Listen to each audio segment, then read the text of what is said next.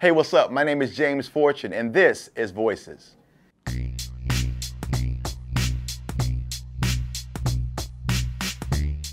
Number one, what a blessing. You know what? Every time this happens, I'm grateful. It never gets old to me. Dream Again, the number one gospel album in the country right now. So shout out to everybody who downloaded it, streamed it, bought it. Even if you bootlegged it, I appreciate you got the message and maybe you told somebody else about it. Thank you. I appreciate that. You know what? This is my 10th album and it never gets old. I think those type of testimonies and hearing those stories mean more to me than any award I've received, more than any accolade I've received, because it shows me that my music is not only making people feel good or getting them in a better place, but it's really changing lives and saving people. And of course, to God be the glory, but to be used by Him now for 15 years doing this professionally is truly a blessing. And even that one story right there, that testimony, reminds me of the real reason why I do what I do.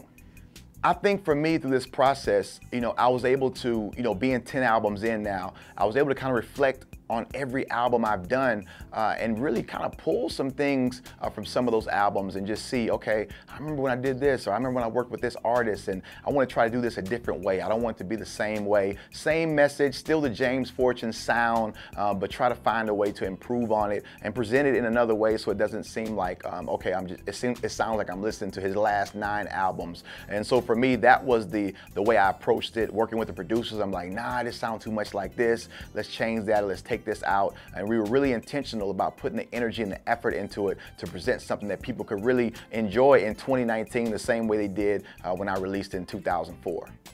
Yeah, Jace, man. Jace, he's 16 months old and he's so active. He keeps me busy. He's such a joy. He's crazy about his daddy. He loves his dad. Of course, I travel a lot. So when I'm home, he's like, okay, I'm under my daddy. I don't want, y'all leave me alone. I'm messing with my daddy right now.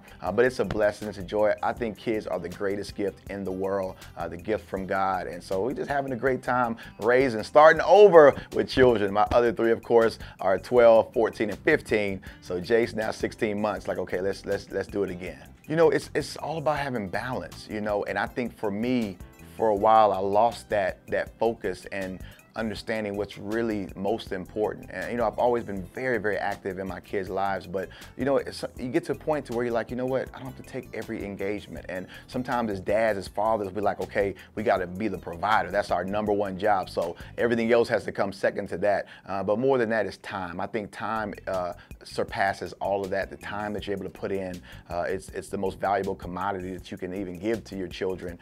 So for me, it helped me understand, okay, yeah, you can't just always be on the road. You got to make time for things that are more important, like family and being a father.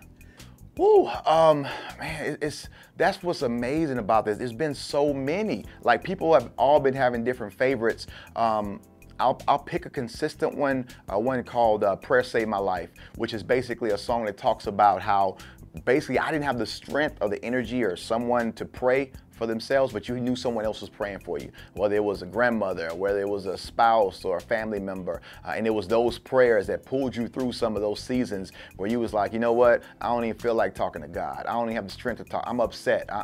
My faith is weak. I don't even believe, you can get there. And so for me, that song, everybody kind of relates to it. Like, okay, I've had some seasons where I wasn't praying like I should have, but somebody else was praying me through that thing when I couldn't pray for myself.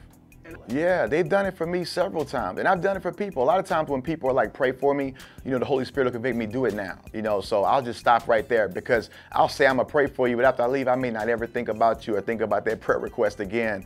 So sometimes it's at my CD table. We'll be selling CDs or, taking pictures, signing autographs, and a young lady or a young man will come up to me and share what they're going through, a struggle they're dealing with. Hey, James, would you pray for me when you get a chance? I'm like, I'm gonna pray for you right now. And we'll take 30 seconds, a minute, and we'll pray right there. So absolutely, it's happened several times.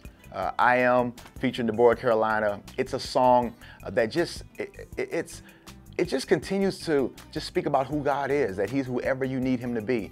There's nothing that he can't do. He's all sufficient.